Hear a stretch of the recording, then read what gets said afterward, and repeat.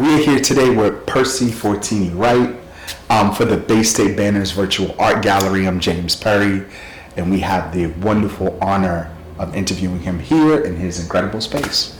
So Percy, one, I want to thank you for doing this with us. Yeah. It's incredible. Your space is amazing. And one thing I always like to do to start off is asking you to tell the folks that don't already know you a little bit about yourself. Yeah. I'm a painter, creator of many things. I like to coalesce classical oil painting and graffiti vernacular. I'm kind of a technical mathematician, magician with all those different ways I kind of collide the different compositions and how I play with the polarity of graffiti art, tagging, abstraction, and how that works into classical painting. I kind of look at myself as like a scientist of how light cascades on form. I love teaching and empowering the light within other artists to kind of create and be the best versions of themselves. Yeah, that's amazing. Speaking of which, I always ask a lot of the artists that I interview, who is your inspiration now and who was your inspiration in the past? Yeah. I'm inspired mostly by nature. Observable objects, just I always had this kind of wonderment of just like the universe, how it works, how it functions. I was just always amazed that, life exists in the first place. Yeah. So that was one of the first things that really, inspired me to create is creation itself. Yeah. How tiny you really are. Yeah. Well, I'm tiny. Yeah. So, those were the questions I was always pondering. My grandmother was a watercolorist. Yeah. She painted these really beautiful, realistic boat scenes, with these really drawn out reflections that you would see in the water. So I always saw art in that way. One of my best friends that I can remember, who's kind of like my brother, was always doing, he was doing graffiti in the early 80s, late 80s, like 87, 80 to like 80, might have been early 80s. But yeah, he was a mentor of mine. I kind of, learned how to write graffiti at a very young age, probably like 12, 13. I was like sketching in books and really learning, having that kind of first-hand person who was kind of in the game from an early age. So those were kind of my first inspirations. And those are kind of, perceived polarities, seeing classical realism versus tagging, graffiti, and that whole aspect. So those are kind of the basis, like two pillars of my experiences and the things I kind of extrapolated from later on in life. I'm really, interested in, painters like, Caravaggio, John Singer Sargent. One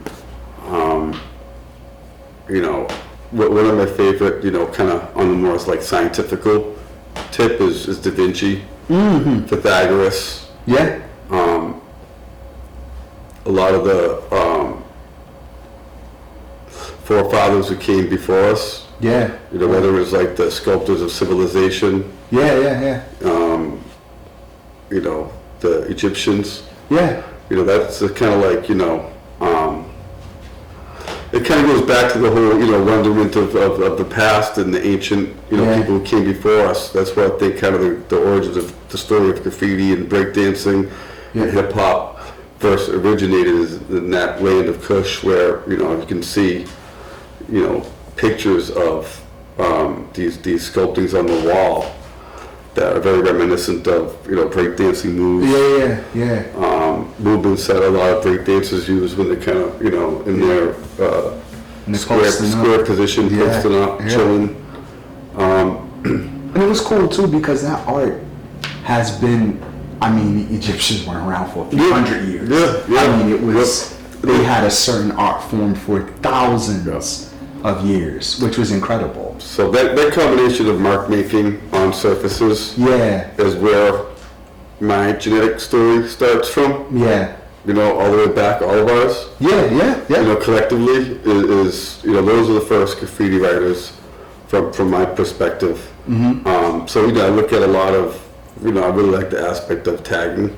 I love penmanship, mark making. I like the placement of tags. I like the complexity of them, the difficulty of the layout of the particular spot. I look at everyone's art and kind of digest it into my own experience. Being mixed, have West African, meet Cherokee Indian, Norwegian, Italian, a whole bunch of different things. So hip hop to me was this all-inclusive, very Americanized thing that kind of happened later on that, was this experience where it was, taking a Led Zeppelin sample and mixing it with the James Brown cut and, throwing a Sun Ra, horn on it or whatnot, and mixing it together was this, interesting tapestry that was very kind of the American experience where it became like the birthplace of hip hop. Speaking of which, because we're behind some of your pieces, I love these pieces, of course. But tell us about this piece, though. That's a piece I did of my mother right after she passed away. She was a big inspiration to me. She's always there when I'd have art shows. She was my biggest supporter. I had this conversation with Rob recently. My mom was that person that always reaches out to people. She's always had, strong ties to the black community. My mom and her best friend were like disco queens back in the day. So a lot of the soul music I grew up listening to was very reminiscent of, the things that we hear now in the music that gets sampled and so on. She was always this, beautiful individual that I would consider my best friend as well as my mother. And we had this really interesting bond between the music we shared with each other. If she would hear, some of my, music. My dad didn't really like rap music, necessarily hip hop.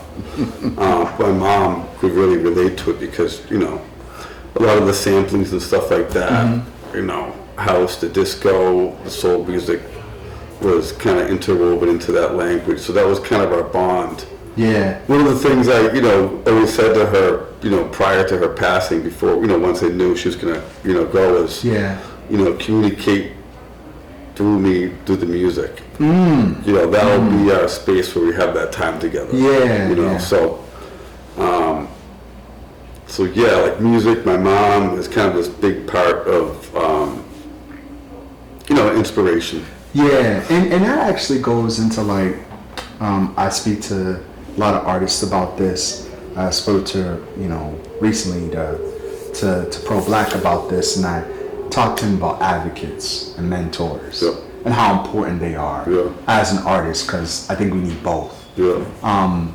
And how was your mom and other people that advocated for, how important was that for you as, trying to pursue your art? Because it's not always the easiest thing. No, it's not. And your community is a huge thing. No one's born into this world alone. We need our parents to take care of us. I look at each person as like an angel or a different angle or perspective of light of information that I have this exchange with. So I've always had people looking out. There's people looking out for you, the people not looking out for you. So it's all, but it's that doesn't really matter. It's, all a learning experience. Yeah. Between those different things. Paul was a huge mentor for me. My mom was, my parents, absolutely. Yeah. A lot of my students that I've taught Yeah. are as well my son. Yeah. Sometimes the son or the child teaches you the lessons that you need to learn and achieve. Exactly. How to become a man or Yeah. a woman in some sense. Yeah.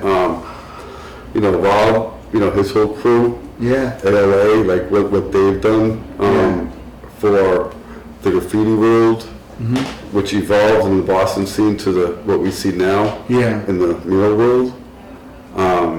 They're the pioneers of that. Yeah. I looked up to them. Yeah.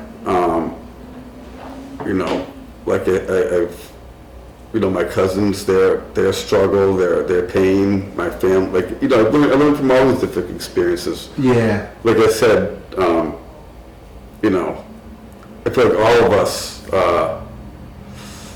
we're all here together for a reason to share our experiences and grow. Yeah. One thing that I love about seeing the murals that you guys paint, and especially yours, is that you have these city scenes, especially there was one I've seen in Cambridge, not too far, I guess it's in Central Square. Yeah. And it seems like you're moving. Yeah. And that's not the easiest thing to do. Yeah. There's thousands and thousands of artists and there's tons of murals. But many things I can say about the murals in and around Boston, like when I look at like pro-blacks murals, you look at it and you feel this overwhelming sense of like pride because there's representation there. Yeah. With yours, I feel like I'm moving. Yeah. Your medium, how do you do that? Yeah. It's quite interesting. I'm kind of like as much as I love culture, I'm more of a nuts and bolts person. Yeah. I'm more of like a mad scientist that dissects the culture. Yeah. In a way, even when it comes to painting. I don't really care so much about the space of the subjectivity. Yeah. It's more of like when I paint something, I try to look at it as I'm not even looking at it, as what it is. To be able to truly understand how something looks and how you perceive it, you have to take away its power that it has of you in order to paint it realistically or to capture that moment. One painter, Paul Haley, said to me once, all paintings are abstract up close. That's true. So, yeah. To break down what an object looks like, sometimes you have to strip its power away from it. Yeah. So I try to look at things in a kind of a critical mathematical perspective when I'm, drawing something. So for me, nightscapes are a method for me to express the atmospheric quality of spray paint. And the reason why I choose that particular subject is I'm interested not so much in the space, but the depth and place. I love the spatial aspect of nightscapes. Yeah.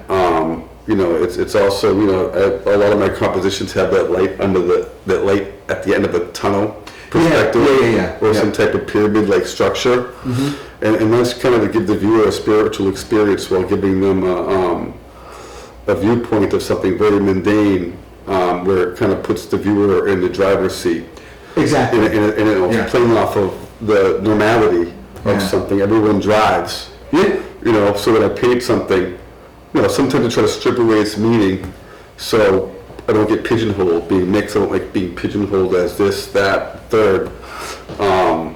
So I like kind of, trying to find some universal whip appeal. And it's not like, saying like I'm selling out, trying something universal. Yeah. What I'm saying by that is actually, I'm trying to find situations that all humans can kind of relate to. Yeah. In my work, in some ways, besides having a personal perspective on my own feelings injected into the work. Like, yes, I love driving at night. It means something specific to me, but that I don't want to impose my viewpoint on the viewer or the person who's buying my piece. So I try to create a situation to where when people are looking at a piece of work, they might be able to find their own story within its abstraction. Yeah. And whether, so I might use a nightscape at first, but recently with some of my nightscapes, I try to make them less specific, which is why I'm drawn to the cities, the highways, because it's a subject that a lot of people can kind of relate to, been on, and they can inject their own perspective in the work. What it is. And I'm literally putting the viewer in the driver's seat. Yeah. To where they're actually driving their own vehicle. Yeah, that's incredible. And the atmospheric quality of the spray paint, I really liked how the spray paint alludes to that, quality. It's like, Star Wars, Luke Skywalker with the saber. Yeah. The spray cans, this type of laser that, is able to move. It's not, you don't have to reload with paint to apply it. It just comes out. Yeah. And which is, I try to find something that's going to lend itself towards that. Yeah. Where, nightscapes, cityscapes, I like the way that looks, and it also relates to, loving the ocean and seeing these drawn out reflections. I see that when, you see those lights at night, the long reflective quality, I think is an interesting visual stimulant for me. Cool. There's another question for you that I typically ask artists, because when people read this, especially when younger folks read this, they look at our work and they're always just like, oh my goodness, like, how do I get to this level? How can I continue to do this? I've asked almost all the artists that I interview, what advice would you give to a young person reading this interview or listening to this? What advice would you give them if they want to continue to create? Yeah. I think that all humans are innately creative. Mm-hmm. That's what we do. That's why we do have we're able to destroy and create so much. So what I try to do to any person is try to really help them see their own potential, which makes me feel vain even saying that, because, I see each individual as, their own God, to put it in that light. Yeah. Where, I want them to bring out their own potential and harness their own energy. And, being a creative individual is kind of like mastering self. Mm-hmm. To where, I would tell them to work on their self-confidence. Yeah. Don't be afraid to fail, because you learn so much from your failures, sometimes more than your achievements. Yeah. Don't be afraid to do that. Mm-hmm. Be fearless. Be loving, be passionate, and put your all into it. It can happen if you believe it. Mm-hmm. A lot of times society tries to beat the art out of you or the creative spirit out of you. But it is truly important to know that we're all creator beings. And to take it further, I speculate that we're all spiritual beings having a human experience.